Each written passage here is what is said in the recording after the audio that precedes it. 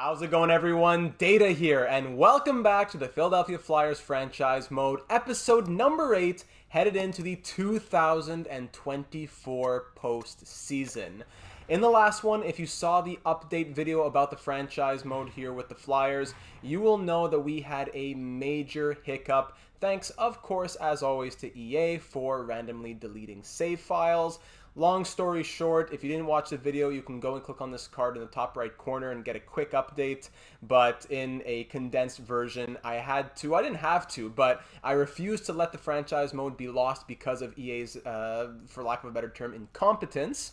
So I decided to go back and do the entire 2-year simulation that we had with the Flyers so far over once again, signing the same contract extensions, making the same lineup, doing the same trades on the same days, and making the same draft picks. And we have arrived back to face the same opponent that we were already going to face, thankfully, the Carolina Hurricanes. Now, the unfortunate trade-off is that some of the overalls have not grown in the same way. Tippett is an 83 instead of an 84. Lindblom is an 82 instead of an 85. But at the same time, we've had some increases. Frost is an 85 instead of an 84. Giroux is an 86 instead of an 83, etc., etc. So we'll unfortunately have to live with that reality. We're going to keep moving forward with that in mind. Thankfully, it's only year number 2 out of, I know that NHL 23 will be out before we can get to year 15, for example. But I would like to do, 7, 8, maybe 9 plus years in this franchise mode, especially as we pick up the pace a little bit into the mid to end of August. So all that being said, thankfully, hopefully we can look back on this and laugh come 10 episodes from now plus or whatever. But for the moment, it was extremely frustrating, and I appreciate all the kind comments in the last one. Your appreciation is very much appreciated. I did it for myself, partially because of what I put into it, but also for all of you and how much you've put into this series. So I'm glad that we're able to continue it, that it was resurrected, and we're going to be moving forward. Now, in the last real episode, we made a big deadline move acquiring William Nylander from the Toronto Maple Leafs, who was on the trade block. Originally, it took us Travis Konechny and a first to acquire Nylander and I think like a 7th. Now, because Nylander was extended long-term and the Maple Leafs didn't want to trade him anymore, it ended up costing us 4 first-round picks instead of 1. So we lost an additional 3 first-round picks. The storyline we can go with is that there was some sort of collusion, some sort of investigation that was done, Chuck Fletcher, ownership, whatever, and the league removed those first-round picks. It just adds to the challenge, and we'll have to just roll with the punches and keep going. But William Nylander, in last episode, played in 21 games and scored 2 goals and 15 assists for 17 points in those 21 games. I believe he was an 88 overall, but now he's a 90 overall, and he gives the top line a +3. Of course, another thing was that we got a new generated coach. We still want a new coach in the offseason because Moritz Seider doesn't have a great fit. By the way, he also grew to a 90 overall, but we'll have to, for the moment, we'll keep rolling with the coach that we have now. 2 big things that happened in the last episode as well is that Sean Couturier suffered a separated shoulder in this game against the Columbus Blue Jackets, which will keep him out originally until May 3rd. Now, he's not injured in this alternate timeline that we've created in the multiverse that Thanos' snap has created and Doctor Strange has helped us to fix. But we do want to hold to some realism from the storyline that was created previously, so we're going to play around with that a little bit. I'll get to that in a little later on. There was a comment, but originally Sean Couturier's injury would keep him out until the 3rd, and Carter Hart's injury, a sprained MCL, is keeping him out until May the 6th. So I'll get into all of that in a moment with the comment, but pretty much what I'm thinking is that Sean Couturier, it's the playoffs, he's going to want to get in the lineup ASAP to help his team. So if this series goes to 6 games, I will put Sean Couturier back in the lineup 1 week back. And if the series ends up going to 7, I will bring Carter Hart back as well if we want him to go between the pipes. That'll kind of be the trade-off that we have with, they're fully healthy, and in the real game, you don't want to play with playable injuries because that could just add to the injury itself, but they're not injured, so we can go by our own storyline where they, get a little cortisone shot or something, and they're back in the lineup. Other point totals from last episode, Morgan Frost had a great season. He scored 57 points. Oscar Lindblom had 24 goals and 55 points. Claude Giroux at 54, Farabee 54, Tippett 28 goals and 50 points.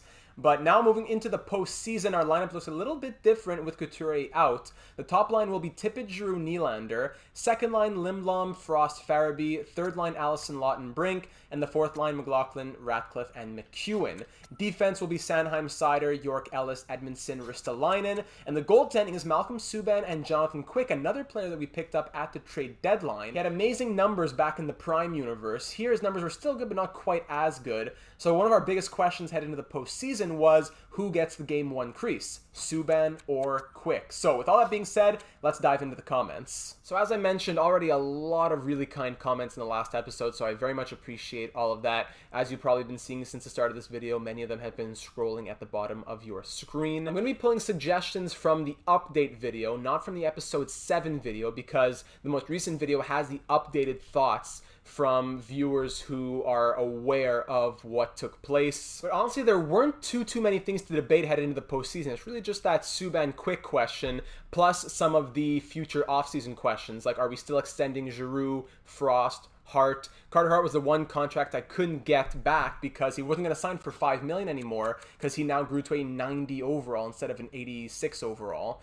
So he is going to be an RFA headed into this offseason. That's another thing we have to think about. By the way, just popping in during editing because a lot of the comments are making note of we should extend Morgan Frost. In this multiverse timeline, I actually gave him a 1-year extension at the beginning of 2023-24 because he wanted a crazy contract. So I said, I'm just going to kick that can down the road and give him a 1-year deal. It was $3.325 million. So we don't need to extend him headed into 2024-25. But at the end of 2025, a year from now, he will need a contract and he will once again be an RFA. So we can continue to kick that can down the road and do it next offseason, 2025, or we can even consider doing it as soon as July 1st of 2024. So Nolan says, wow, you truly are the greatest franchise mode content creator, Data. I feel weird reading this, like I'm patting myself on the back, but thank you very much, Nolan.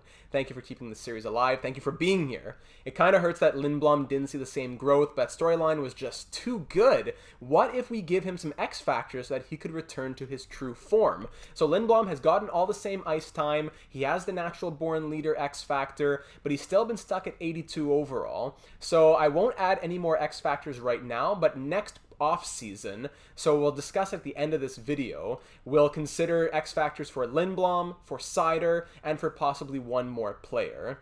Nolan also thinks that we still sign Frost up for a 5-year extension, and we look at Claude's expectation for a 1 to 2 year deal in the offseason. If his expectations are too high, we could give him a proper send-off night at Wells Fargo Center and let him chase the bag in free agency. Thanks again, Data. Thank you again, Nolan. Jackson says that first off, he appreciates dealing with the resimulation and going back to replicate everything. Very tedious, a lot of headaches, but here we are. Basically goes on to say that it's a bonus that Seider, Nylander, Frost, Giroux, and Hart are all higher overalls, but it looks like the trade-off was Tippett, Lindblom, and the extra cap space that we had because we had to sign Moritz Seider to a higher contract, for example, 9.175, I think, as opposed to the 6.95, and also the draft capital that we had stockpiled. But we'll have to roll with the punches. Thanks again for keeping the series going. Appreciate that, Jackson. Michael leaves one of my favorite comments here. Storyline idea. A temporal anomaly popped up, and Lieutenant Commander Data and his commitment to Starfleet and the future had to address it to ensure the existence of the 24th century and his crewmates on the Enterprise.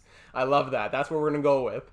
But, of course, in all seriousness, thank you for all the work you put in replicating this franchise, and know that it's very appreciated. And the reason why, for my money, you're the best in the biz. Again, it feels weird reading all these compliments, but I appreciate that very, very much, Michael. Thank you. This Assistant GM considers the trade of a few first-round picks and less salary cap for more franchise videos totally worth it. Thank you for saying that. I was worried about many viewers kind of being upset with that aspect, but that means a lot. I'd also preface my suggestions by saying since it's a new timeline and we did take some losses both in salary and draft capital, playing Couturier and Hart earlier than they were expected shouldn't be off the table. 100% agree. Maybe we can shorten their recovery time a little as compensation for the losses we endured. That is exactly what we will be doing with what I just mentioned previously in the calendar. As for suggestions, assuming game stats are similar on Quick and Subban, and they are, I would go with Quick. If Quicks are terrible, I'd go with Subban. But Quick, although they weren't as good as what we had last episode, still good. For Moritz Seider, it would also depend on his simulated production. He scored 50-plus points. If it's similar to the previous timeline, it's a little bit more, consider moving him to pairing number 2. But of course, depending on the fit with the new scheme, we would think about getting a new coach that fits the system.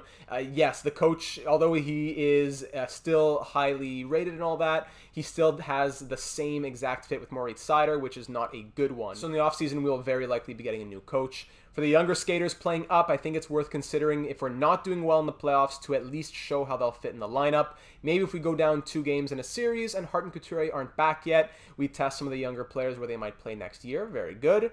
For trading versus using the Florida pick, we have Florida's first-round pick. I think it's still good in principle to consider trading it for an already developed player to contribute now, depending on who you can get and who's available. So we'll look at that again towards the end of this episode. For contracts, try and re-sign Giroux, but don't kill yourself cap-wise. Might have to take him year by year until his overall drops, and we can sign him through his retirement at a decent price. Hart is a tougher call. Goalies seem inconsistent. That's something you can swallow at 5 mil, but not quite so much when it's taking 8, 9, 10 mil.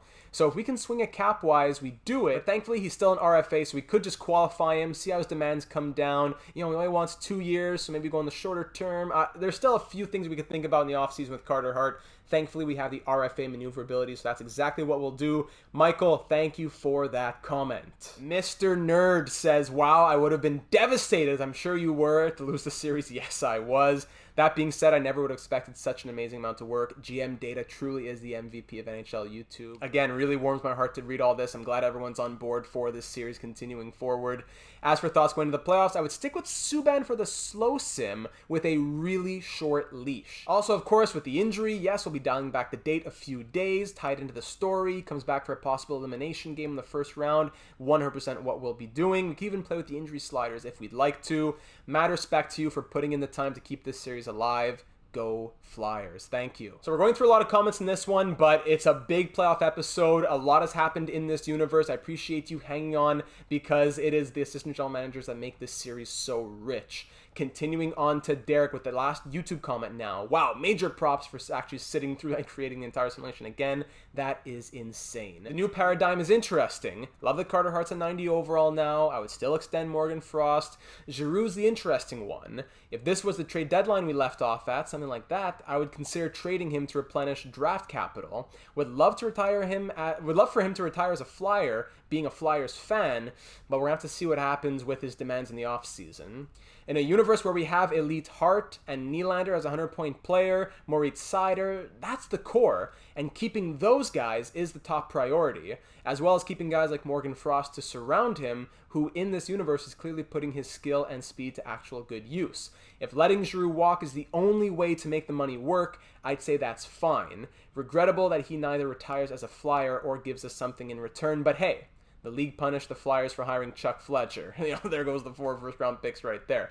But we'll see what happens. All of these are still maybes for the future. In a perfect world, we keep all of them. We'll see how the overalls regress and the demands come up or down. Right now, we want to focus on a Stanley Cup run. So thank you, Derek, for that comment. Over on the Discord server now, I'm reaching back a bit to the last episode as JP Catalano originally commented, excellent video data and good trades. Quick has to be the starter in the playoffs. Better numbers, better history in the playoffs. This is why we got him. With Nylander in tow, it's time to address the Flyers' biggest need, a sniper. We need to pair Nylander with a true slapper on the first line. When you have a moment, can you let us know what the draft class / potential free agents look like for snipers? We will absolutely do that at the end of this episode. Thank you, JP. Pat Sully commenting post-crisis. I would wait to extend Carter Hart. Decent chance with the missed time he drops an overall point or two, making him a bit more affordable. Go win that cup. You've more than earned it for the work you put in today. Thank you, Pat. And also stretching back to another comment because Scott said it still applied, hopping to just the thoughts about the goaltending because the rest we addressed off screen in the Discord server. I think for goalies, this is another time when what should happen and realism conflict. I 100% believe Subban earned the Game 1 start. He's been with the team since the start. He was slotted to be the #1 goalie after Hart went down. But I don't think you acquire a goalie with Quick's resume not to start him in the playoffs. Kind of like the Wild with Marc-Andre Fleury in the real-life playoffs that just passed in 2022. Cam Talbot probably should have been the starter, but Marc-Andre Fleury's playoff resume kind of speaks for itself. So with all of those thoughts, as well as a lot of the ones that were left in episode number 7 before the crisis and the timeline shift, I think that Jonathan Quick is the starter for game number 1, simply because of his resume, his pedigree, and his better numbers in the simulation, despite the smaller sample size. When you go and pick up a guy like Jonathan Quick, it's for a reason. Subban's been great, and you would think that he should get the game number 1 start for everything he's done, but it's just hard to put him over a player who has the resume that Quick does, with multiple Stanley Cups, with Team USA experience. The leash isn't super long, but I think game 1 has to go to Quick. Thank you everyone for leaving those very kind comments headed into the postseason. I am more motivated than ever to get a Stanley Cup, and I'm loving this team. It's a different timeline. Thanos has snapped, and the world will never be the same, but the hardest decisions require the strongest will, if some of you may recall. Let's go to review the lines here and see the Carolina Hurricanes, because destiny will still arrive. That's for certain. I gotta find which Thanos quote I'm gonna use for this this episode's title. So the Hurricanes, they eliminated us in 6 games of round number 2 last season. We're back with a vengeance. Teravainen, Aho, Svechnikov on the first line. Kotkaniemi, Necas, Jarvis on the second. Smith, Weatherby, Bach on the third. For some reason, 86 overall, Tyler Bertuzzi on the fourth with Stastny and Mateos. All right. Defense is Slavin, D'Angelo, Shea, Pesci, Bear, and Jensen. Very good defensive core. And goaltending is 88 overall, Tristan Jarry, backed up by 84 overall, Peter Kochetkov. So Jarry's numbers weren't crazy in the regular season. We'll see what we can do with him between the pipes. They have some decent scratches. Alrighty. So as always, if you haven't been a part of a playoff episode yet, this episode is an hour and a half, hour 40, whatever minutes long. It could be that we lose in round number 1. We're done after 40 minutes, but I always put a black screen after the video. Let's say if we go out early for like an hour, because I don't want it to be spoiled.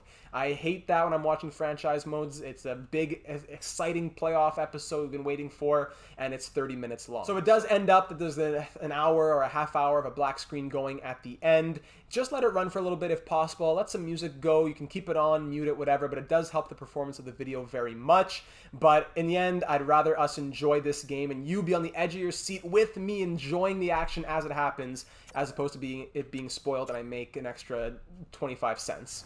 So let's do it. Game 1, year number 2 with the Flyers. After the Thanos snap and the fixing of the timeline, thanks to Doctor Strange, we are here, we are hungry, and it all starts now. First period, 1-0 Flyers. Joel Farabee opens it up. Shots tied at 11 through 20.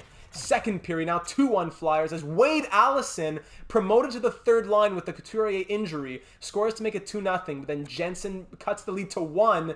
Oh no. I advanced a day and it puts Subban back in nets over Quick.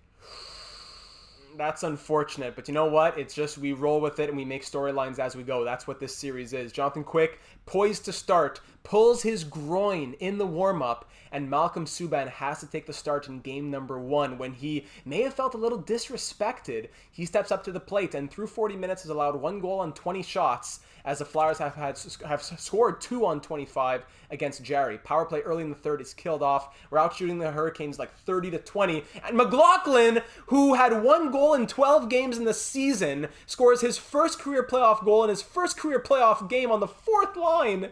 Pesci brings the lead back to 1 again. 5 minutes to go and the Hurricanes are down by 1, pushing hard, but the Flyers have the advantage and they hang on for the game 1 victory. Shots end 36-28. McLaughlin's goal is the game winner, and the Flyers take game 1 by a score of 3-2. Wow, Malcolm Subban makes 26 saves for the first star honors. Ryan Ellis has 2 assists to boot.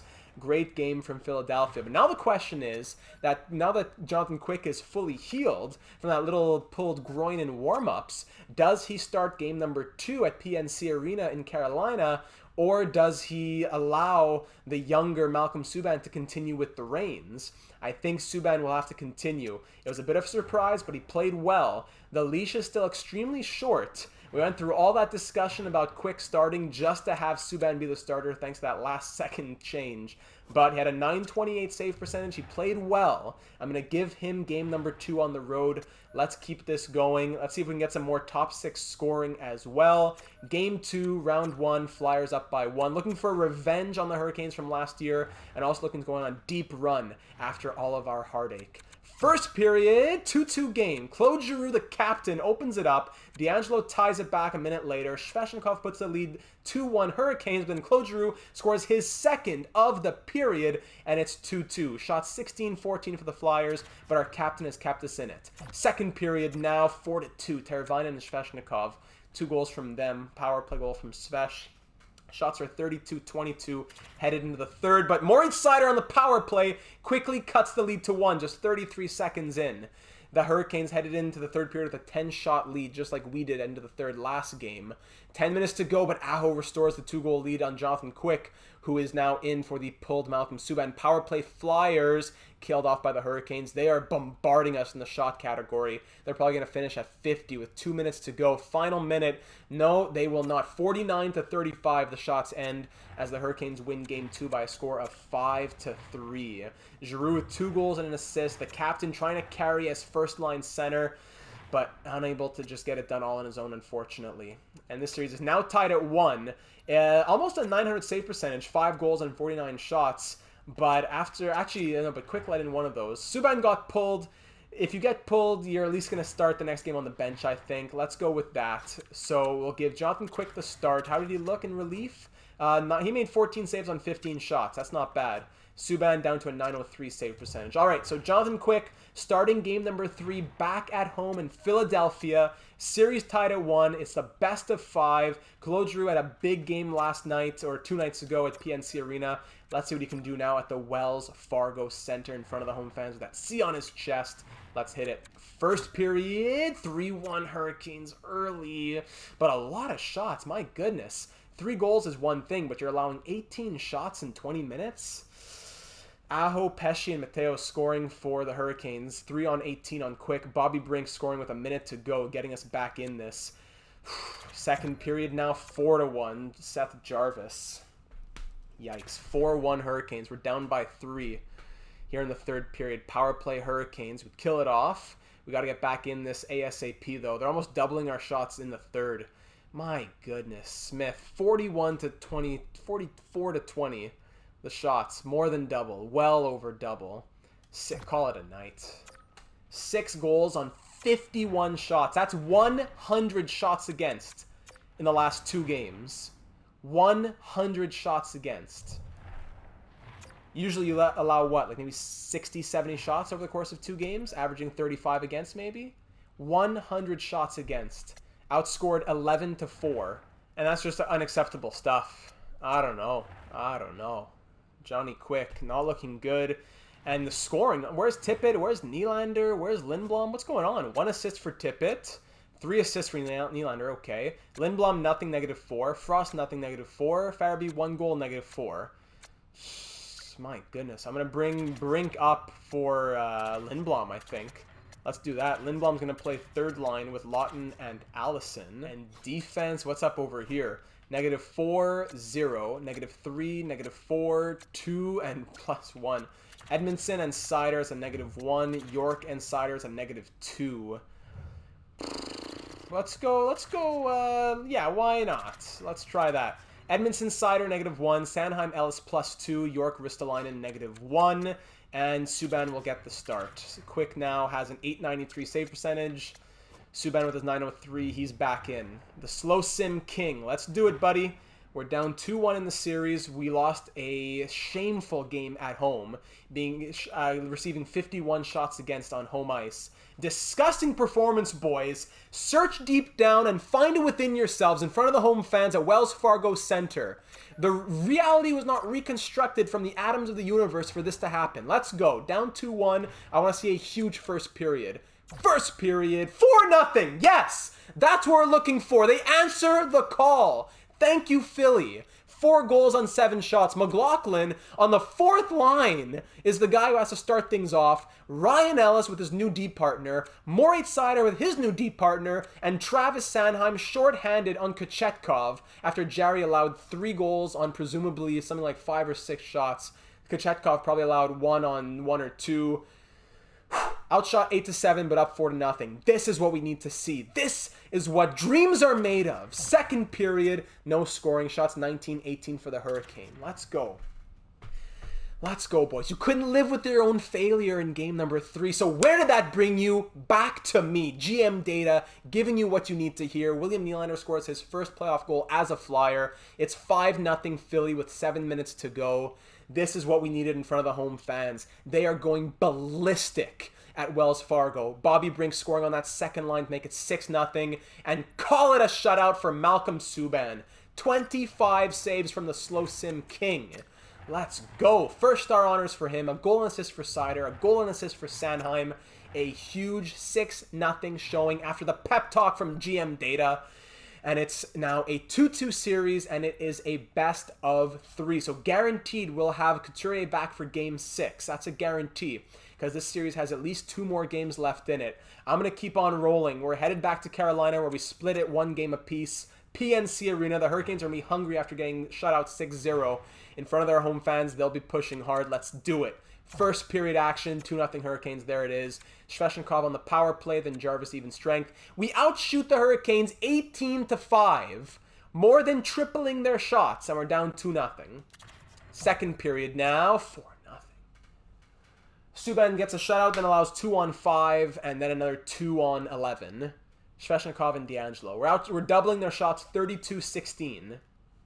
And it's 4-0 Hurricanes, as assumedly Tristan Jarry has had a huge bounce back after getting pulled 3 goals on 5 shots or whatever. Power play goes nowhere. Jarry coming in and shutting us out. 5-0. Yeah, there it is. There it is, boys. I have to be a papa in the dressing room before every game, giving you your pep talk. Okay, boys. Timbits hockey, let's do it. Come on. Come on. We get shut out 40-28 the shots and 5-0. Where's your passion? 40 saves from Tristan Jarry after he gets pulled last game in the first, 7 minutes. That's disgusting.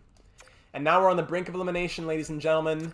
I'm tempted to bring Carter Hart back, but it's not even that I don't agree with the realism. It's that I'm not sure he would do much better. I don't know. Carter Hart, the guy scares me sometimes in simulations. But even if he doesn't do well, it makes sense according to the storyline. What's up with McLaughlin over here? 2 goals in 5 games. Lindblom's a -5. Okay, 4th line for Lindblom. Goodbye. McLaughlin, you're going to play second line wing. Yes. Okay, defense. -3, -3, -2, 0. Okay, that stays the same. Subban, 904. Okay. First things first.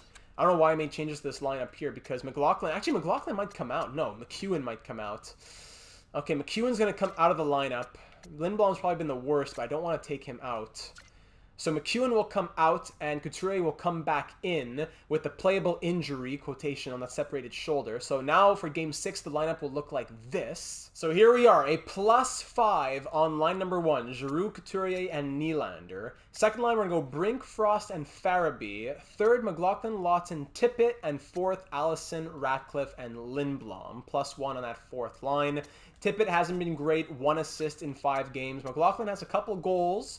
Bobby Brink has a couple goals as well here. 2 goals, 1 assist. I'm going to try him on the second line. Lindblom has not been very good. Defense stays the same, and goaltending, we will make the move to Carter Hart. The biggest reason being, I think it was just too big of a blowout last game. If Subban lost a tight one, I'd say, okay, let's give Hart the extra rest time. But we really need to turn to somebody after a 5-0 blowout. The scoring needs to be supplemented, and the defensive aspect also needs a little bit of a boost. So this team is playing in front of Carter Hart on home ice at the Wells Fargo Center for Game 6 of round number 1. We lost in 6 to the Hurricanes last year. Let's not make it a repeat. We're a strong team with a very capable lineup that just won 6-0 a couple games ago. So dig deep within yourselves and give those fans what you know you can do. Game 6 in Philadelphia. Let's hit it with Couturier and Hart back in the lineup. First period, 1-1 game. Sveshnikov on the power play. Pony Keel has been horrible. And Morgan Frost scores his first of the postseason to tie it back up. Shots 12-11 for the Hurricanes after 20. Second period now. Early 2-1 game, but then Claude Giroux ties it up on the power play. Sveshnikov scores his second of the night with 2-on-26 past Carter Hart, but Giroux on the power play ties it back up. 2-on-20 past Tristan Jarry. Third period now. 2-2 game, tied, and we need a goal to go up and just tie this series. But Ethan Bear, Seattle Kraken legend, certified bellow, Ethan Bear, makes it a 3-2 game for the Hurricanes. 3 goals on 28 shots on Carter Hart at the moment. We've beaten Jarry well, 2-on-22, but we got to get more going here, boys. The scoring, we got to get that +5 in that first line. Couturier, let's go. Thank you, William Nylander on that first line. Ties it up at 3. I believe his second of the postseason, correct? 8 minutes to go. We're tied at 3, and the stakes have never been higher. With 5 minutes to go, we'll hop in. Here we go. Shots 32-27 for the Hurricanes. 5 minutes to go, and we're tied. At the Wells Fargo Center with 5 minutes to go. It's a 3-3 game. Next goal may just be the winner as the Hurricanes want to win it in 6, but the Flyers want to send it to 7 back in rally, as a goal may just be able to do that for us. More. And Couturier trying to fish it out against Teravainen. He gets it in front of Sveshnikov. Aho on net. Pad save from Hart. Sveshnikov now down low. Aho at the dot. Gets pushed off by Edmondson, who I totally forgot to mention earlier in the episode, a trade deadline acquisition as well. No, at the halfway point of the season, excuse me. Nylander. Couturier from a short angle, stopped by Jarry, and he'll hang on. With 3:02 to go, the Flyers are keeping out their top line while the Hurricanes have swapped to line number 2. One back by Couturier. Edmondson from the point. Rebound, scores! Sean Couturier, welcome back! 4-3 Flyers! Joel Edmondson, not known for offense, takes a slap shot from the point saying, close my eyes and see what happens. A big, juicy rebound. I don't know where the replay is. It's because now the settings aren't fixed. It's on quick mode or whatever. I have to make it full. But let's do it ourselves here. We'll go through the replay ourselves. Couturier against a fresh Martin Necas. We said, no, we're going to keep Couturier out for this face-off. A perfect path opens up right here for a howitzer from the point. Big pad save, but a juicy rebound for Couturier. And D'Angelo was too focused on Giroux. He picks it up, slams it into the back of the net, and says, yes, sir. Huge goal right there. 4-3 Flyers from the returning Sean Couturier from that separated shoulder. It's still giving him a little bit of pain, but a Couturier goal from Edmondson puts the Flyers up by 1 with still 3 minutes to go and a lot of hockey to be played. In front, stopped there by Carter Hart, thankfully. Let's go, Morgan. Big face-off right here for Frost against Necas. Offensive zone face-off. Wins it back to the point. Sanheim on net. Ooh, big blocker save from Jarry. Delayed penalty coming up here as the Flyers are going to go on the power play. Bobby Brink! Oh, hands of silk! Bobby Brink makes it 5-3. What a goal! His third of the playoffs. And again, I forgot to fix the setting. Bobby Brink, look at that beautiful goatee on him as well. Oh my goodness gracious! The beloved Bobby Brink. So Frost, again, another goal coming off of an offensive zone faceoff. As Frost ties up Necas, gets it to the point right here to Sanheim. Sanheim, a great wrist shot through traffic. Just Jarry getting a piece of that. So great setup right there. Into the corner. Delayed penalty coming up. Not sure what it was for. Probably something in front of the net over here or a trip. Yeah, Sanheim got tripped. There we go. So delayed penalty coming up. So picking up the puck right here is Farabee. Gets a little elbow in the face. Keeps going. He gets it to the point. And now here is Ryan Ellis. So Ellis gets the puck at the point. Puts it in front to Bobby Brink. Now Bobby is all alone. Jarry is sliding to his left. Bobby Brink receives it. Goes forehand, backhand. Moves around the poke check. Absolutely undresses this poor man named Tristan Jarry and puts it in, tucks it to bed on the backhand, and Bobby Brink, with that beautiful goatee, says, what did I just do? Oh my goodness. I gotta see this one more time at full speed. Bobby sneaks back door, gets the pass, forehand, backhand, just shames him. Receives it, forehand, backhand, bang. One of the best simulation goals I've had in a long time. Bobby Brink can't even believe it. Does a couple spins and the Flyers are now up 5-3. Shots 35-33 for Carolina. Let me fix the broadcast setting as well. Broadcast presentation from condensed go to full. So there we go. Wow. The brave, beloved, and boisterous Bobby Brink, with his third of the postseason up on that second line, makes it 5-3 Flyers with under 2 minutes to go. That may just be enough to push it to 7. From Ellis and Farabee, what a team effort. Jarvis coming in now. Aho can't go get it. Goalie being pulled for the Hurricanes. Extra attacker is on. Can Brink end it? Oh, of all the people. Tries to get around D'Angelo and just can't. Empty net. Hurricanes down by 2 with 50 seconds to go. Svechnikov, he's been scoring a lot of their goals. Oh, and he scores another one. And that's the hat trick for Andrei Svechnikov. As it's now a 5-4 game. Svesh with his third of the night and 8th of the postseason. 8 goals in 6 games. That's crazy. A slap shot through traffic. Oh boy. It's now a 1-goal game with 49 seconds to go. The first lines are back out. Giroux, Couturier, and Nylander. 49.8 seconds left. Will the Hurricanes pull their goalie once again with a face-off win? Shea Aho, and they're pulling him.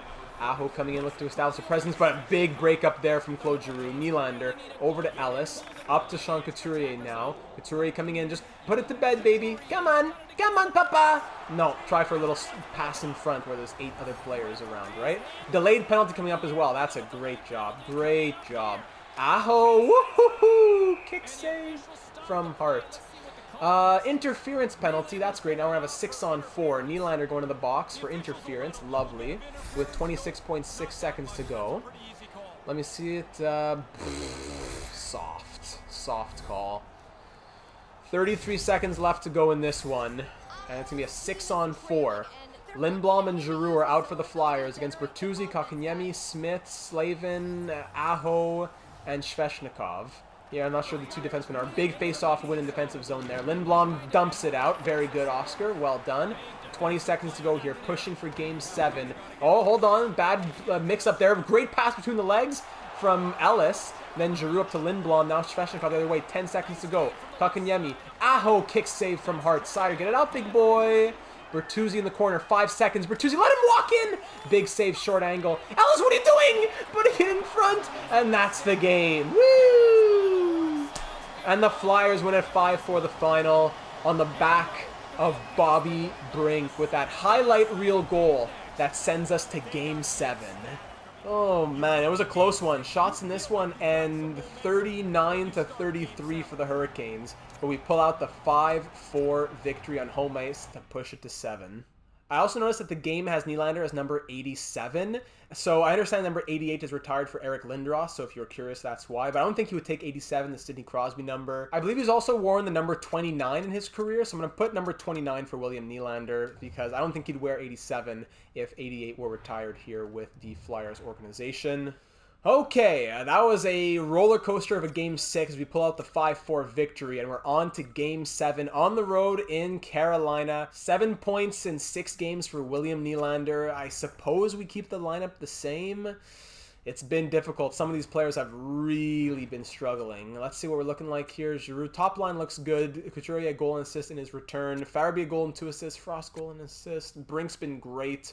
McLaughlin with a couple. Lawton only 1 assist and 12 penalty minutes in 6 games. Tippett as well, only 1 assist in 6 games. Lindblom nothing. Ratcliffe couple assists. Allison a goal and an assist. There's some things that I have in mind, but I don't know if it would really do much. Like Tippett hasn't been good enough for me to want to promote him. Lawton, I'd almost switch him with Ratcliffe.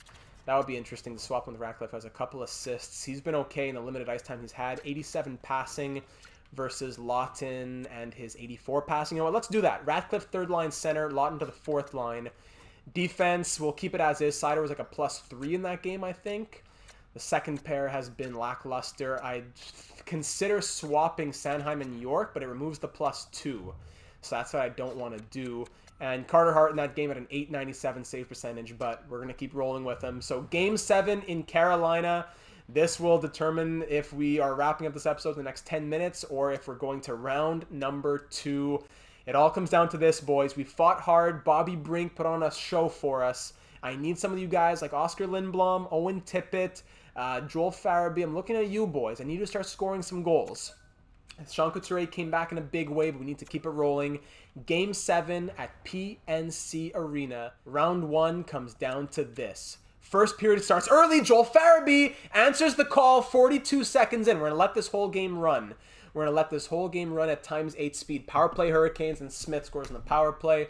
If that was Scott Laughton that took that penalty, so help me. Penalties, Couturier tripping. Oh my goodness. 1-1. Shots 8 for the Hurricanes right now with that power play goal. A couple minutes to go in the first. All right, we're being... Oh, Claude Giroux with 20 seconds to go. Thank you very much, big boy. Shots 12-6 for Carolina. Outshot by double, but it's 2-1 Philly after 20, thanks to the captain coming through in a big way. Headed into the second period now, up by 1, but being outshot quite a bit. So we need to come back in that regard.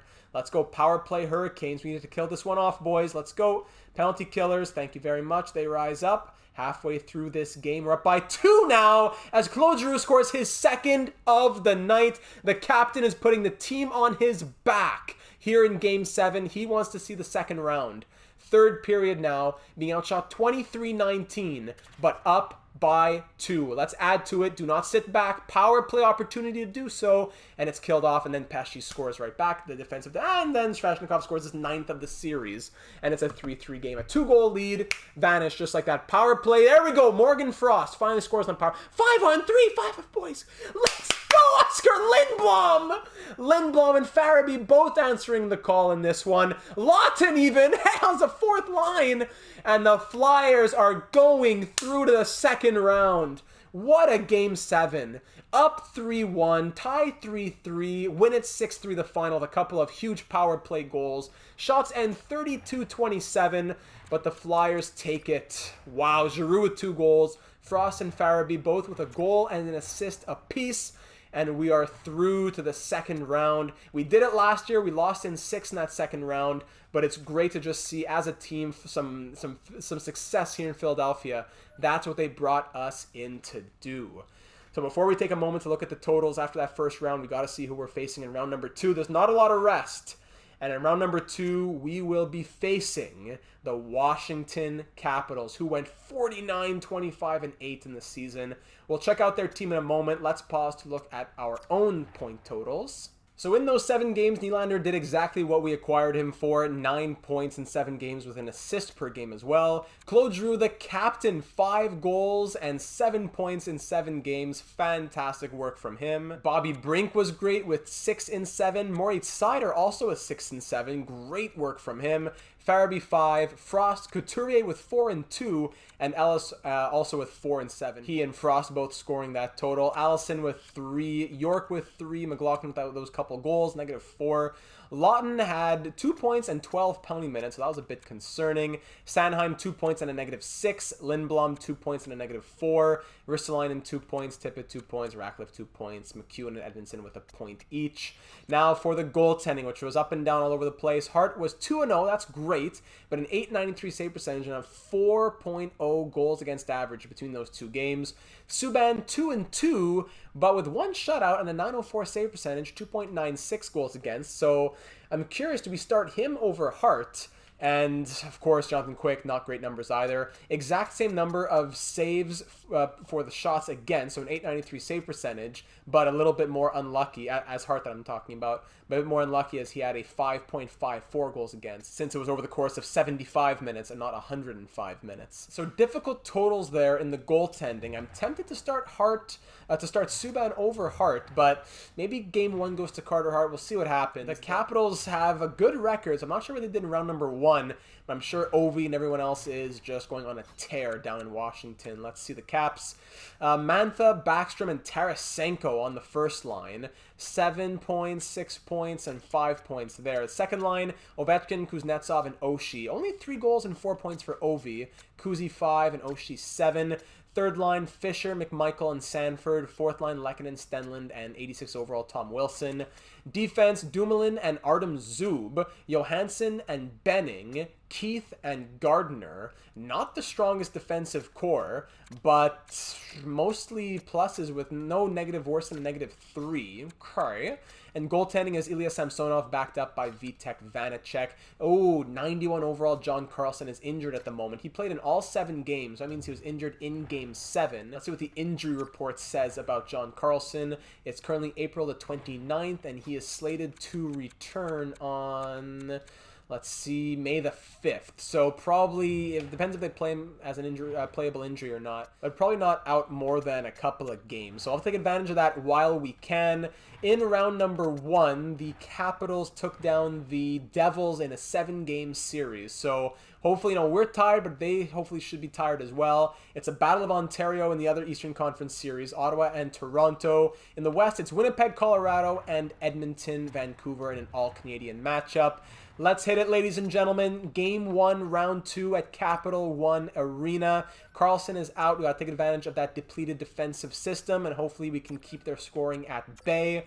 It all starts here in Washington, so let's get this party started. First period, 1-0 Philly. Moritz Seider, 7 points in 8 games now. 1-0 Philadelphia after 20. Second period, 1-1 game as Alex Ovechkin on the power play scores his 4th of the postseason. Shots are 21-17 for Philly, and Oshie scores on the power play, 8 points in 8 games for him, and we're now down 2-1 after being up 1-0. Power play Washington once again. It's an extended one, I think it was. We kill off 4-on-3. We kill that off again. Now a power play for ourselves, and we can't capitalize. And Ovechkin gets his 2nd of the night, down 2 goals.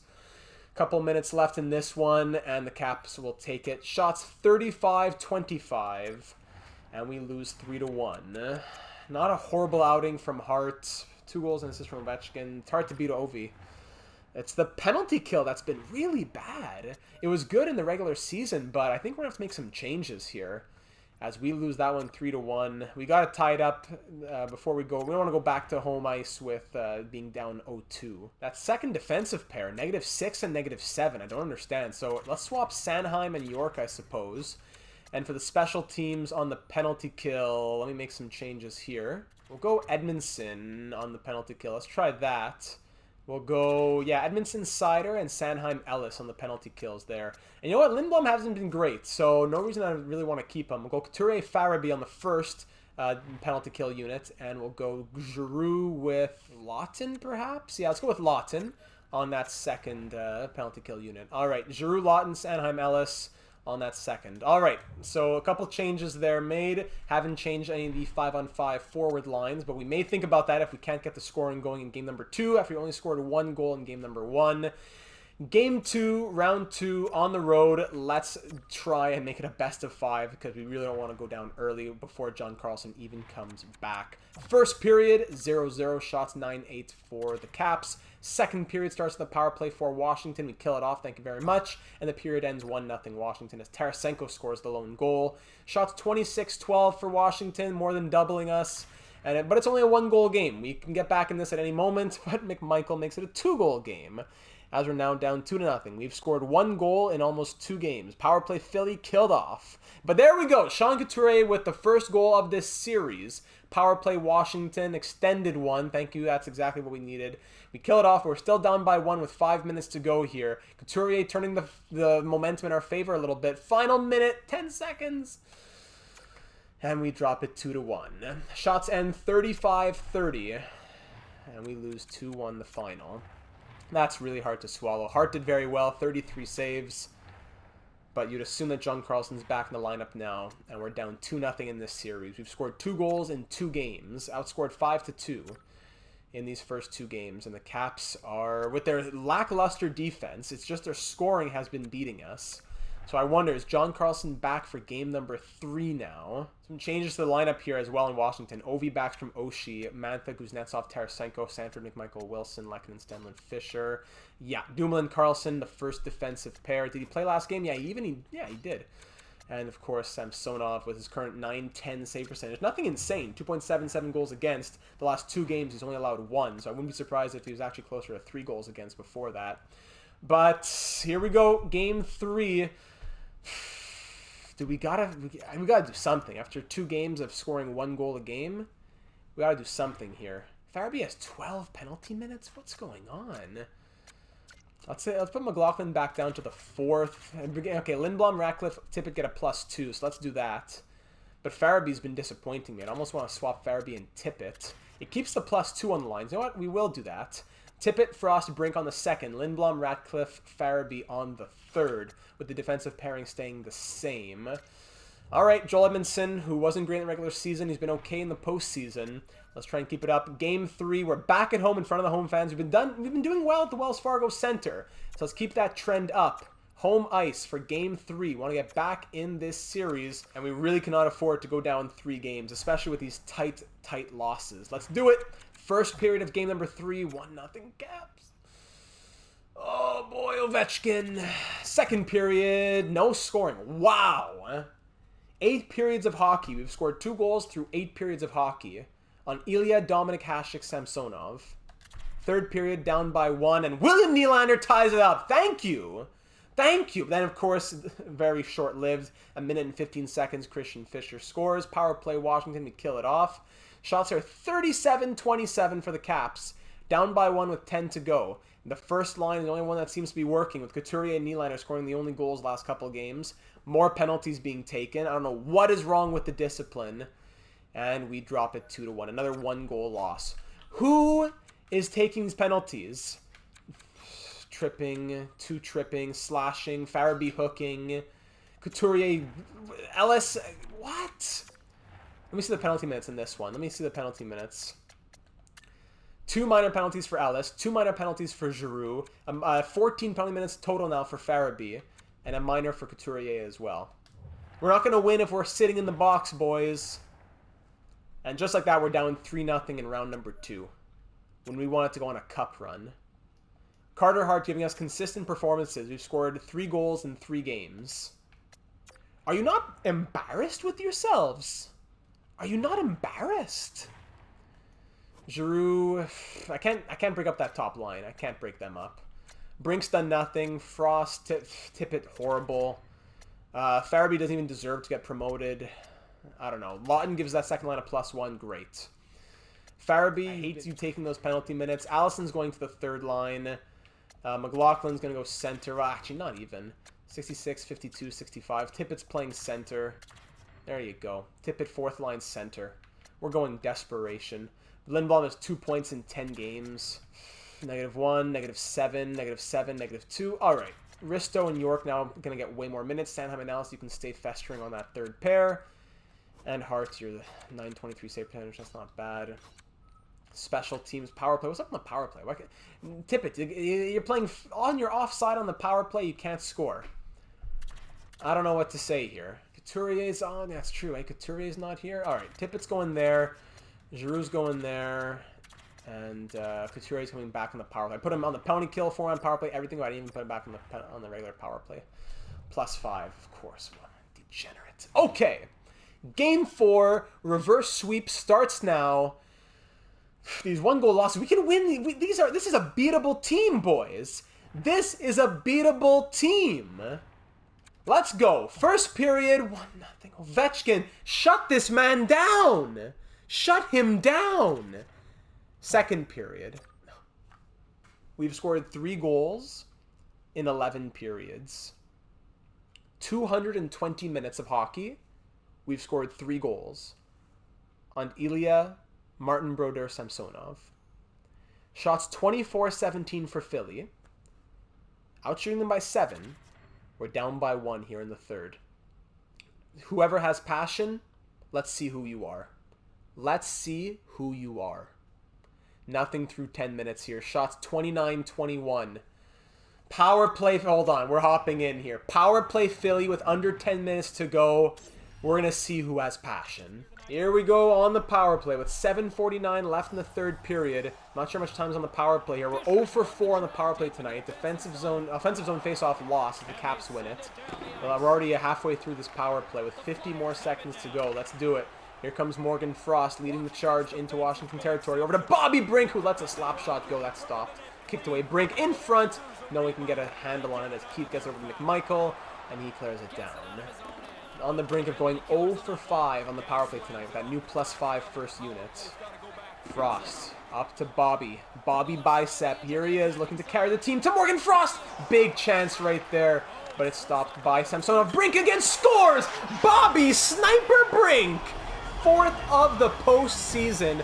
1st of the entire series, and we have life. I don't believe it was a power play goal, but once again, Bobby Brink's our hero. What a snipe in tight. Glove side, top shelf on Samsonov. Great goal from Big Bobby. Ellis at the point, once again finding Bobby with space. He finds those open spaces with his body, with the puck, everything in between. Great tying goal for us as the first line comes back out. I don't believe it's a power play goal, but under 7 to go, and this game is now tied at 1. Giroux's in the corner now, fighting with Dumoulin, holding him off, gets it across. Oh, broken stick from Moritz Seider, wants to let a one-timer go. Boardkin in the corner, can he get back in time? Yeah, he's back, all right. Broken stick, no harm, no foul. Now Ovechkin's coming out of the territory, gives it over to his buddy Nicholas Backstrom. Skates by, I don't know who that was, and what kind of a move was that he just tried? I think it was that Joel Edmondson. He just skated through. Here's Oshie coming in. Just no one wants to stop him either, I suppose. My goodness, what is going on in this simulation? Imagine the audacity to try a move like this. Edmondson just flies by with no care in the world. And then Backstrom tries to pull the Peter Forsberg? What? That's crazy. Trying the one-hand tuck. The disrespect to try that. A tied playoff game with 5 minutes to go in the 3rd period. Lawton gets away. Good. Getting those second-line minutes. Up to Brink and now over to Frost. Frost to Big Bobby. Stopped by Samsonov and he'll hang on. Up to Kuznetsov, one-on-one. On net, kicked aside by Carter Hart. Backstrom back the other way, stopping up. A little bit of footwork, pushed by Edmondson. One-timer from Oshie is stopped by Hart. Ovechkin's in there. His stick is caught in the glove. Edmondson, push him out of there. Let's go. There's Stalainen. He doesn't want to pass it up. He wants to get double team. That's a great idea. Kuznetsov. Oh my goodness. Morgan Frost pinned behind the net with under 10 seconds to go. Frost, just get that out, buddy. There we go. Lawton leaves the territory. One more shot, possibly with 2 seconds to go. Slapper, blocked by Duncan Keith, and we are headed to overtime. Headed into overtime. The shots are 36-28 for the Flyers. Thank you, Bobby Brink, for getting us here, but now we got to finish the job. A goal for Philadelphia gives us another day of life as we'll go to Game 5 and not get swept. But a goal for the Capitals will sweep the Flyers and put them into the Eastern Conference Final. Sean Couturier over the blue line looking for space. Ooh, through somebody's legs there. Just Samsonov getting a pad on it. Very close on that one. Delayed penalty coming up as well as the Flyers now have 6 men on the ice. Couturier, Nylander loses it to Ovechkin, who will now touch the puck. Power play Philly as someone's getting 2 for slashing. Number 9 here, Dumoulin. Brian Dumoulin, 2 for slashing. Let me see this on Couturier. Yeah, there we go. 2 for slashing right in front of the ref. And that would be a huge power play opportunity for the Flyers, who are 0 for 5 tonight.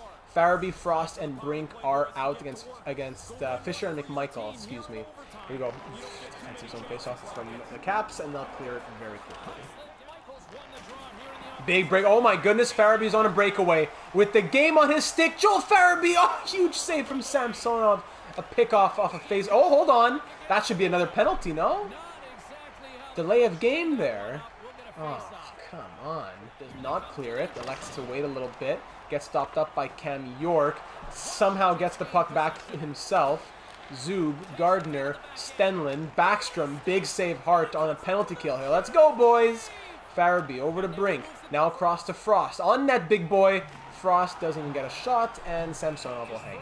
Hold on, evades the hit. Seider, Giroux squeezes by and loses the puck to Zub, who will clear it down one last time as the power play expires. Ovechkin over the blue line to Backstrom.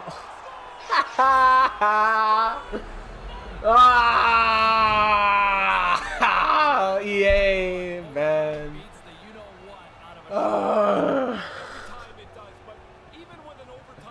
And the Capitals sweep the Flyers with a random bounce goal. Oh my goodness, what a joke. What a way to go out. Shots end 40-30, and it's once again a 1-goal loss as Ilya Samsonov had normal numbers, not even subpar numbers in the round number 1, goes demigod mode in round number 2, and now they'll get swept out of the 3rd round, right? What even happened here? He was trying to take a shot. He fanned on the shot. No one interfered with him, right? No, he fanned on the shot himself. And Hart, his head, almost all the way through. Hold on, let's look at this. Here he is, just staring at it. Staring at the puck. What am I going to do about this? I'm just going to watch it go between my legs. What am I going to do? I'm going to back up. Hold on. First, my head is up all the way here. Head up, head up, head up, head up, head up, head up. Oh! Head up, head up, head up, head up. Oh! You're kidding me. You're really kidding me. You're having a laugh. Oh, EA. La, la, la. EA land. What a place to be. Here's maybe this is going to be like a thumbnail. I don't know. This is really something special. Great job, Carter. Great job, Agent Carter.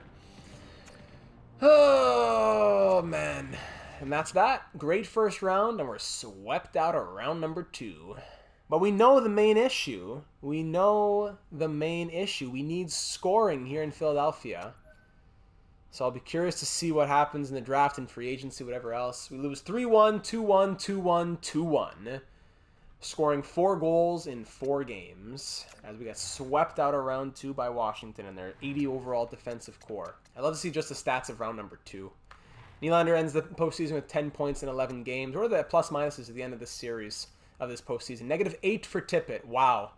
This guy who had 28 goals in the last timeline, now in this timeline scored how many? Only 19 and 0 goals in 11 games, 2 points, -8. 38 shots on net. 38 shots. Second most shots on the team and no goals to show for it. Ryan Ellis with 18 shots. Oscar Lindblom with 20 shots. These guys all converted at least once. Allison, 18 shots, 1 goal. Couture, 13 shots, 2 goals. Scott Lawton, 12 shots, 1 goal. Sanheim, 10 shots. McLaughlin, 10 shots, 2 goals. 10 shots in 11 games. He scored twice. Owen Tippett, 38 shots, 0 goals. I'm thinking about trading Tippett. I need a top 6 sniper. He might be the guy. What kind of contract is he on? Another $2.945 million? I don't know. I'm down. After a postseason like that, I'm down.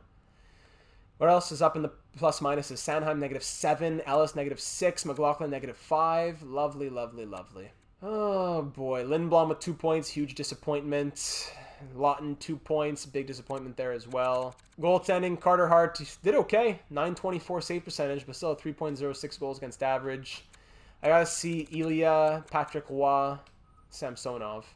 924 save percentage, 2.45 goals against average. 4 games of allowing 1 goal, and his goals against average is still 2.5. Speaks to that. It wasn't that great in round number 1. What a joke. Good old joke. And that's just about it for the postseason. So now what I'm going to do is take care of the scouting, all that stuff, headed towards the draft. At the draft itself, we'll take a pause, we'll look at the draft class, we'll look at progress reports, extensions, all that stuff to end off the season itself, headed into the 2024 postseason. But for now, let's simulate forward and see who wins the Stanley Cup. It looks like it's going to be the Senators and the Capitals in the Eastern Conference Final. It's totally up for grabs over in the West between the 4 teams that are still there. So we'll see what happens by the end of the 2024 postseason, and I'll see you there. All right, so you know what? At least we can say we lost against the eventual Stanley Cup champions as the Capitals win the 2024 Cup. And hey, the Phantoms, our AHL affiliate, won the Calder Cup. So that's at least some sort of silver lining, right? That's good for us. The draft order, Chicago picking first. They have Tampa Bay's pick, and Tampa Bay did not do well. They go from 4-1. Arizona jumps from 6-2. Pittsburgh drops 1-3. And you can see the rest of the order right there. Retired players here in 2024. Let's see who's calling it a career. Joe Thornton right there with 1,558 points at the age of 44. I've never seen him play this long in a franchise mode, I don't think. 44 years of age. Stahl at 39. Spezza also at 41. A lot of older players here. Zdeno Chara. What? How old is he? 47? At an 80 overall? I have never seen Chara play this long. What in the world? 1,854 games played. Sheesh. Hats off to Zdeno at the age of 47. Wow, wow, wow. Kyle Turris, Milan Lucic, a bunch of other names retiring there. And goaltenders in 2024, we see Jonathan Quick retiring with us. He did his job with us here, and thank you for filling in when we had that injury to Carter Hart. Wasn't great in a couple games in the postseason, and we never really got back from there. Brian Elliott, Dubnik, Schneider, Noverth, former Flyer as well. A bunch of other retiring names there. Retirements, Joe Thornton now a scout. That's cool. I will do the draft interviews because this was not a good year for scouting, so there may be some things that we can discover. We know about the top players here, but we're picking closer to the 20 range. And I might want to know a little bit about some of these guys down here, closer to this area probably. I already know about top 6. I'd probably want to know about these guys like Hamilton or Vahalati. Bardovich, probably more about even their player type as well. The problem is you can't do much in these interviews. Like if I go to them and I say interview the player, there isn't much that you can learn, especially with morale turned off. So I could go for playstyle basically. And he says that he is okay. He's interested. Thank you. Can you tell me? Readiness and playstyle. Yeah, those are the 2 things I'll do. That's pretty much all you want to know. Playstyle and readiness. Okay, so he's a playmaker, and when you're ready to go, he thinks that he is a few seasons away. Gotcha. All right. Thank you very much. So we learned that his playing style is playmaker, and his NHL ETA is 3 years away. That's really the most important thing, the player ETA, because you want to know how far away is he from making the NHL, and that will in turn tell you what you can kind of guess his overall to be. Not the strongest class here. This guy might be 2 years away. Pettinger, and it might be a grinder. I'm curious, with 3 bars medium elite, is he really a grinder, and how far away from the NHL really are you? Because this might be a guy I actually think about. Play style, I don't know why it's always ... as if he's texting an answer. I know what you're saying. So you're a power forward, I suppose, and how ready are you to be in the NHL? You are a few more seasons away. So we learned that he is a power forward who's actually 3 years away, not 2 years away. It's not a grinder that's 2 years away, a power forward that's 3 years away. You know, I'm also curious about this guy, Simon Bourque. It says that he's 2 bars sniper and 2 bars 3 years away. So let's find out how far away he really is and what his player type is. As a guy who's 3 bar high top 6 potential. Another guy that we might be in the vicinity of thinking about drafting. Simon Bourque, blah, blah, blah. Conversations are static. Ooh, 4 years away. So he is a sniper, but he's actually 4 years away. So pretty low overall. Okay, good to know. For Simon Bourque, 4 years away. Okay, well, we'll look a bit more into this at the end of the video. Just wanted to get those draft interviews there so we know a little bit more. And here we are at the draft. So in the postseason, after the Capitals swept through us in round number 2, after they beat the Devils in 7 in round 1, they swept through the Maple Leafs and then took down the Canucks in 5. So after they lost, presumably in game 4, 5, or 6 against the Devils, they never lost again until one of the 5 games of the Stanley Cup final. So good for the Caps as they win another Stanley Cup. Hats off to you guys. They win a cup, President's Trophy to the Vegas Golden Knights. Individual awards, Art Ross, yeah, it's not really, Nylander wins the Art Ross, but he didn't really, so all these awards are kind of a scam because, yeah, like Hart and more, he didn't actually win these. We got him at a different time. He did a different amount of points, and he really scored with us in 2023-24 before the timeline blip. So it's hard to really take most of these serious, but if you are curious, these are the awards.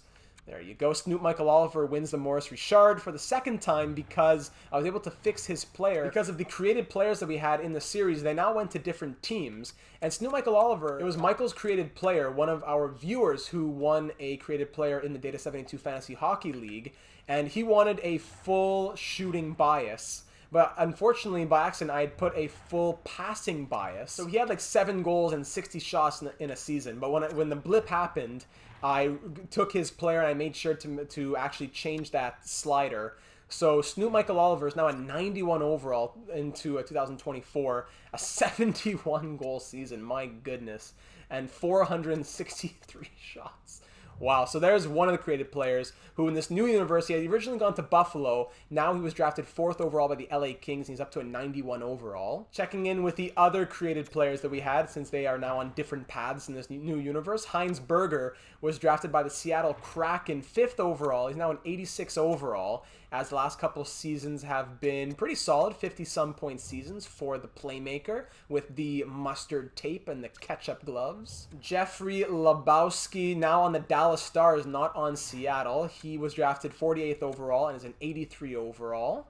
He has medium starter potential and has had a couple of years as a backup with Dallas. Josh Allen, created by Corey. He was our first place finisher, so he really wanted a good player. He has medium franchise potential. 88 overall, drafted first overall in 2022. Of course, he has had a couple of solid 60-plus point seasons, but I'm sure that's just him getting started. A 20-year-old, 88 overall franchise potential. Yes, sir. And the last created player, Fulton Reed. That was Scott's created player from the Mighty Ducks series with the San Jose Sharks now. An 82 overall. He was drafted 11th overall in 2022. 6'4", had 23 points this last season, 162 penalty minutes in back-to-back years, that 99 slap shot and wrist shot power. So, all right, those are the created players and where they now live in this altered universe. Finishing up with everything else, let's look at the progress reports after this season, because some of our prospects have grown differently, that's for sure.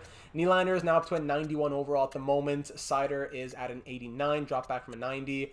Brink from 83 to 82, but these, don't put too much stock into these overalls because they'll change by the time the actual start of the season comes around. What I want to see is players in the system. As Tyson Forster is now a 79 overall. That's very important to note.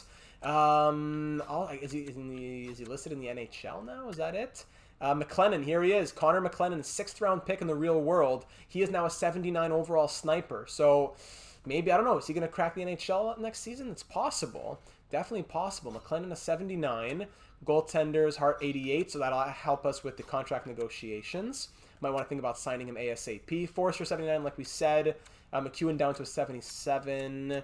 Not seeing much else change here. Matthew Savoie at a 76. He had like a 100-plus point season in the WHL, correct? 125 points in 71 games with the Winnipeg Ice. He might be looking to make the NHL next season. Denoye had 76 points. Goaltending, Ustimenko, all these guys. Eve Gascon, 68 overall currently. Now another season for her with the Les Olympiques Gatineau. 39-21-0 her record with 7 shutouts. So very excited to hopefully get the first female to play a regular season NHL game sometime soon as she continues to grow nicely. So looking at the contracts now with those overalls being played around with, Claude Giroux is up to an 87. So he may want more than he wanted earlier. He wanted something like 7. He still wants around that 7-ish million. 85% would bring him into the 6s probably, but still expensive. Joel Edmondson, we're probably not bringing him back. We can't afford him. The rest of the guys probably won't be too difficult to sign back on, especially the RFAs. We'll deal with them. It's the goaltending here. Carter Hart, he wanted like 11 million for multiple years. He could take 1 year at 8.125. Yeah, 8 years, 14 million. We originally had a 4x5 for him. Now he is unsigned. He's an RFA, so we could play around with him. We can think about qualifying him and just signing him later on. Or we can sign him to a 1 year, deal with his RFA status again next year, and for 2024-25, have him on a contract of $6.925 million. But that $6.925 would eat into the $15.885 total and leave us with $8.96. If we only have 8.96 to play with, and Giroux wants, let's say we give him 85% of his 1 year ask, or even his 2 year ask, which is cheaper, or his 3 year ask, which is, it gets cheaper the longer you go. Let's say in theory we just wanted to do the 1 year at 7.35. It would be 6.25 at 85%, so 8.96 minus 6.25. We'd only be left with 2.71 million to get Ratcliffe, McLaughlin, Allison. It's possible, but that also leaves us with no money for free agency. We want to think about getting a sniper, right? Maybe we trade the first-round pick and Owen Tippett for a sniper. Maybe we look at some players who are pending unrestricted free agents. If we look at the forwards and sort by overall, maybe we want to trade for the rights of some players, perhaps. Pasternak as a sniper, Gensel a sniper, Tolvanen, Tarasenko, other names here as well. But just looking at the snipers, Max Pacioretty. A lot of playmakers, two-way forwards. Looking at UFAs, because Caulfield, for example, won't be a UFA, but there's Jake DeBrusk even. A lot of big names out here, so we'll see who actually makes the free agent class, but definitely some big headlining names, and it would take some money to sign them. That is for certain. So last thing we want to do is check out the draft class. On the draft board, we don't have many picks here because of our depleted draft capital. We have the 19th overall pick from Florida. Then we pick in the 3rd, 4th, 6th, and 3 times in the 7th. So at the 19th overall pick, no one's super tempting the top 5. So medium elites, two-way forwards, two-way Ds. There is that sniper here, Josh Parros. This guy's tempting. 5'8" sniper, 44 goals, 67 assists. Whew. But picking at 19, a lot of guys we don't know a lot about, unfortunately. We could get a medium top 6 forward. We get Louis Fical from Germany. We could get Toby Akeson from the USA, a 5'8" sniper who has ace shooting, is 3 years away, 31 goals, 46 assists last year. We could get this guy, Maxime Bouillon, excuse me. Jeff Carter, similarity, 3 years away. Pretty much the rest of the guys you're taking guesses on them. Medium top 9, stuff like that. So we could take the medium top 6 forward, maybe trade up a little bit to get someone, no one really that is a guarantee, unfortunately. A lot of guys, no one's really NHL ready either, which doesn't bode well for the overalls. Or we could just try and trade Tippett and or the first round pick for the rights to one of those UFAs and try to sign them.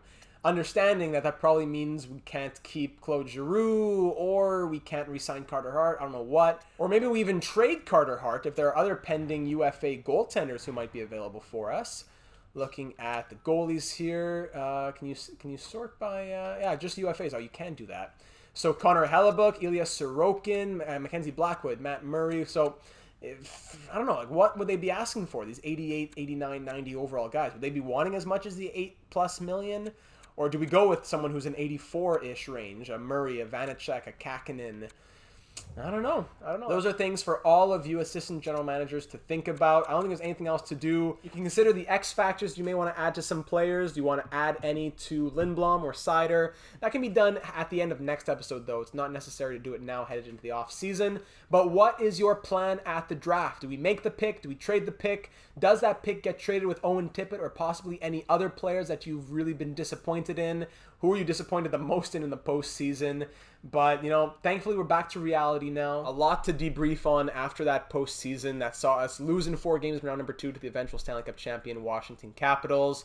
Looking forward to the 2024 offseason as we want to get through this series a bit more quickly with NHL 23 around the corner, a couple months away. I'm thinking likely a season per episode as opposed to half a season per episode and then the postseason and the season. So getting the entirety of 1 year done in 3 episodes as opposed to 4. I may consider starting that format next episode, but for now, we just got to hear all your thoughts down here in the YouTube comments or over on the Discord server, link in the description. Leave a like if you're excited about this series still being alive, and of course, do consider subscribing as you'll be made aware of all of these franchise mode uploads, our NHL 22 career simulations, MLB The Show 22 live franchise mode, Tuesday nights here on the channel at 7:30 p.m. Eastern, breaking news and analysis on the real world of hockey, and much, much more. So if you enjoy this, I'm sure you'd enjoy much else of what's going on the channel. So take a second to check it out.